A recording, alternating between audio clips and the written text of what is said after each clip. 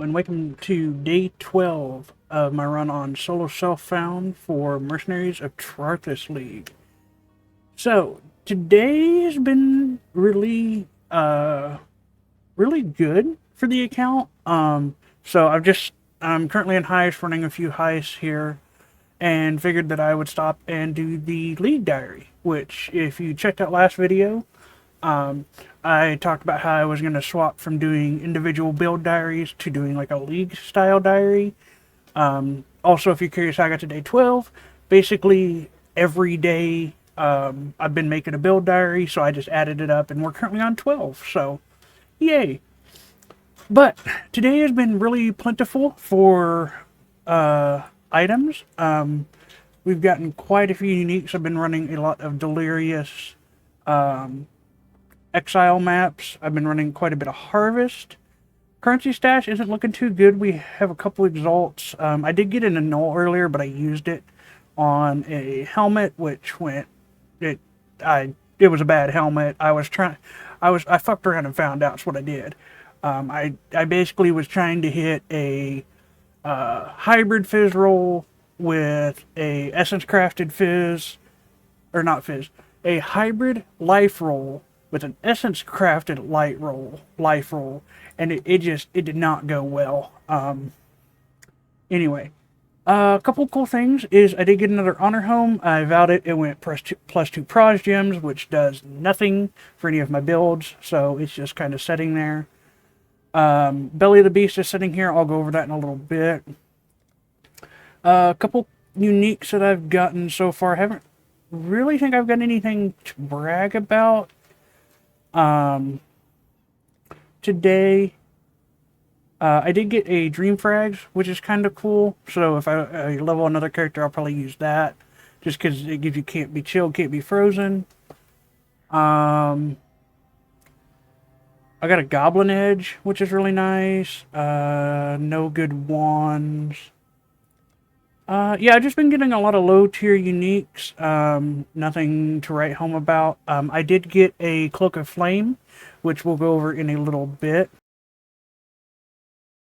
As far as the Glacial Cascade build, nothing's really changed. It's pretty much living in heist right now. I'm using it to do heist contracts and low level heists. I'm still chancing helmets for a Frostferno for this build, so I can swap to the Trinity version. That's in God's hands. I'm also still trying to swap to craft a wand for this build, which again is just, it's not going good. The totem build is really haven't done much with it. I used it for a little bit of bossing today, but other than that, nothing really.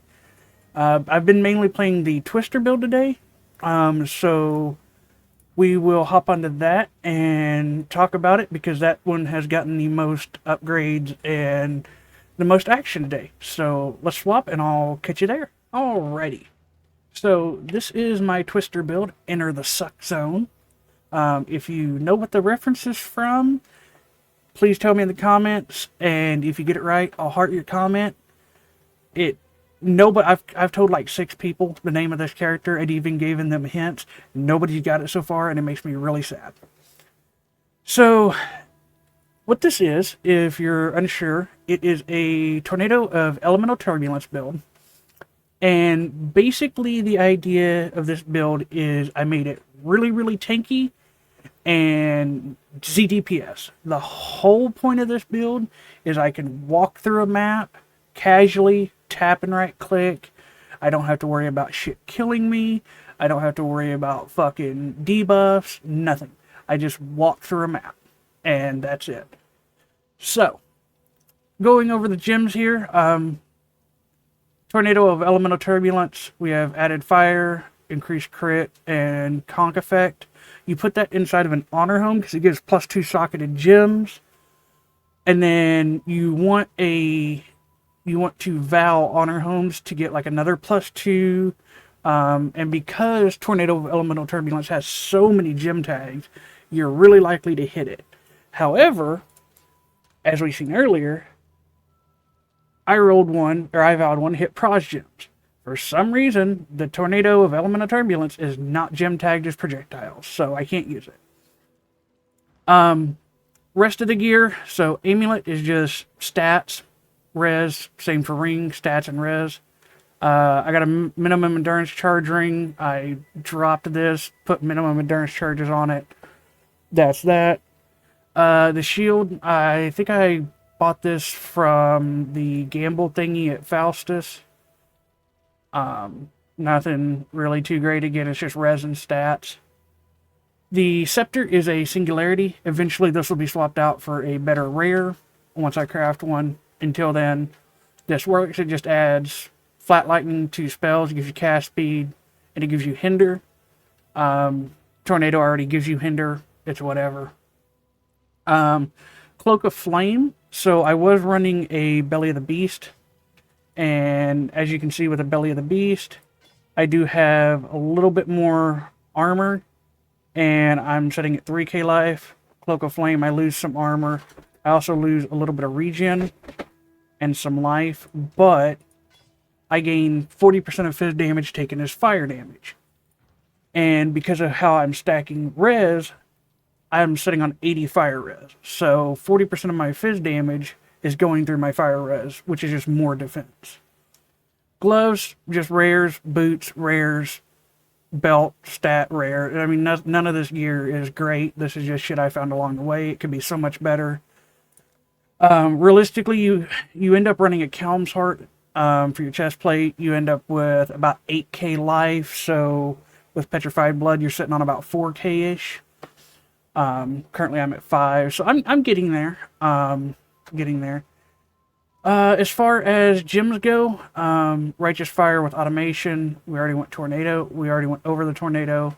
Flame Dash, faster casting with an Assassin's Mark. I've got a Hatred on an Eternal Blessing. Frost Shield, Immortal Call, more duration on the cast from damage taken. And then a Vitality, Herald of Ash, and Petrified Blood. So, the reason, if you notice I have 0 mana, is this is a blood magic build. So the idea with this build is I want to stack as much life and as much defenses as I can. Best way to do that, be Inquisitor, run blood magic. So Inquisitor gives you really wicked consecrated ground, so you're always regening life in ES. You run blood magic, so it gives you 10% more life, removes all mana, skills cost life instead of mana. You stack Petrified Blood on top of that, which gives it reserves your life, but it prevents a certain amount of life loss, and it slowly ticks it down instead of happening all at once. That puts you run your auras on your life because of Petrified Blood. That puts you at low life. So you run Pain Attunement, you get more spell damage, etc. As far as passive nodes, you want a lot of life, all the life nodes you can take, and as many armor and defense nodes as you can take. So, a little bit of AoE. Guess we'll start up here at life nodes. Eventually, I will take these block nodes here. Coming over, I'll eventually take the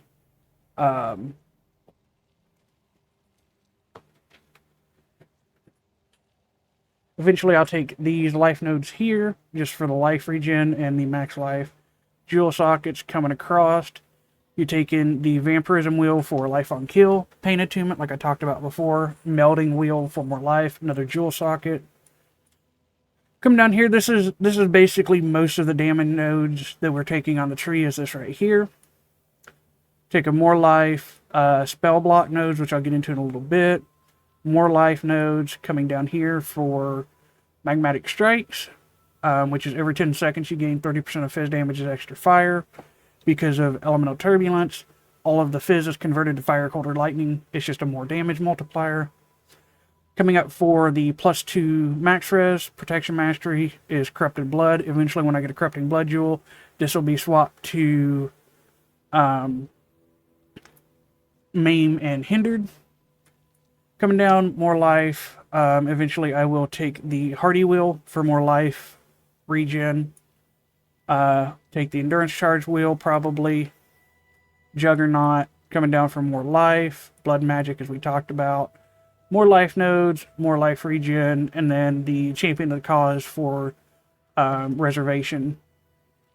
And that's pretty much the passive tree. Now this, I don't have Uber Lab done on this build, but it ends up being a notable judgment, crit chance, or crit strikes, sorry, excuse me, I belched. Critical strikes ignore enemy monster elemental resistances, non-crits, penetrate 10% of enemy res. Pious Path, though, and Sanctuary, this is your main wheelhouse of the build. This is what's giving me, 1100, call it 1200 life in ES regen a minute, sitting on 2600 life, so I'm regening basically my entire life in 2 seconds. So we've got that going for us. Also, max res, you end up with about 80 all res. I do have the, like I was talking about with the block nodes, and I did take glancing blows, so I'm setting at 64 or 14 block. Because, so the way this works with the way the character is set up is where you take 65% of damage from blocked hits, but that 65% of damage then gets hit with the Cloak of Flame, then gets hit with our resistances, so we end up taking like 20 to 30% of the damage from a block, so it's not super bad. Eventually you do get block capped. Once you get a better shield, you get better gear, you will end up being block capped. So yeah, let's run through, I'm going to show this character off because I haven't showed it off yet, so we'll run through a map with it. I've just been doing low level maps. It's only a level 76 character. I just got it into maps.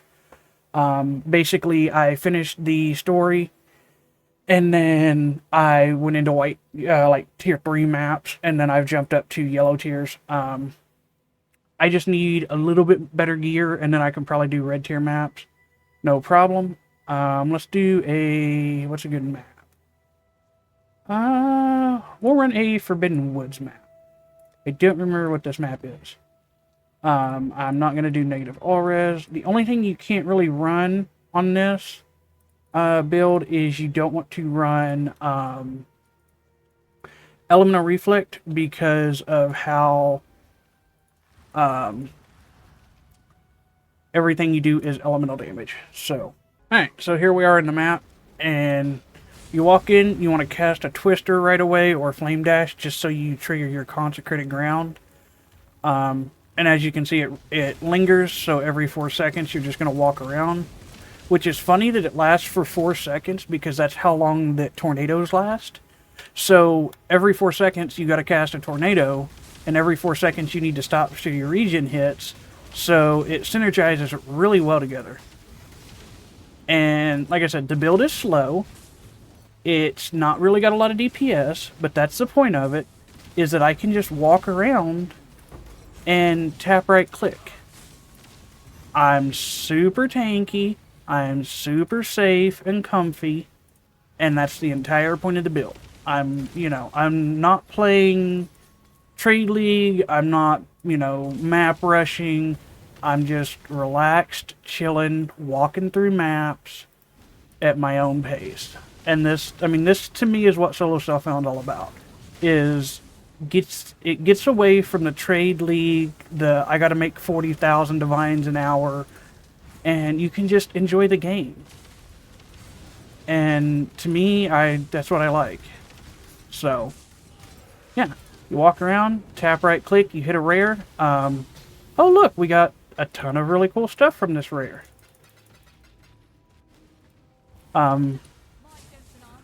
Mercenaries aren't too bad on this build. Couple things you do want to watch out for with Mercenaries is anything that has any sort of like ensnaring arrows or anything like that where you can't get away from them. That's kind of dangerous. Or sorry, not ensnaring arrows, my mistake. Bleed. Bleed is very dangerous to this build just because I don't have really any sort of bleed mitigation currently. Eventually, you will eventually have bleed mitigation. You'll have almost all of the dot mitigation. But for the time being, dots is one thing that is scary to me. So, you can see even, level 76 yellow tier maps. I can just walk around from a mercenary. And you will get drops. I know that's one thing a lot of people are scared of, is when you're slow mapping, you don't get currency drops or items. You will. It just won't be as frequent as someone who's, blasting maps. I mean, there could be a mage blood. I mean, could you fucking imagine? But yeah, that's the entirety of the build. It's just really comfy, it's really safe, and it's just a nice, peaceful way to map. So, I'm not going to make you guys watch me, spend 5 minutes in a map, so. Yeah. So, that is today's update. Hopefully you guys did enjoy. I do want to go over the mercenary on this character, because it's set up a little differently than my others, before we get off here. So, this mercenary is really cool. It is a infamous fallen reverend, and he uses absolution, zombies, and he gives you a wrath aura. And I was playing around with this, and I gave it an ambush charge, because it says nearby party members, maximum endurance charge is equal to yours. And then I gave it a calm sign, so it gives it +1 max endurance charges. So, even though you can't see it in his stats, by all means, he should have +4 max endurance charges. But apparently, parties, he is not technically in a party with me, so it doesn't work. I haven't taken it off of him yet. But I did give him a purple's toe, just because I do a little bit of lightning damage. So, yeah. Anyway, hopefully you guys did enjoy today's video. I hope you guys like the new format that I'm going for with these. It should be a little more fun. I got a bunch of really cool stuff to show tomorrow. I'll be more into Heist and have a lot more stuff done with Heist. So, yeah. If you haven't already, subscribe to the channel. I have tons more PoE content in my playlist, and hopefully you guys have a wonderful day.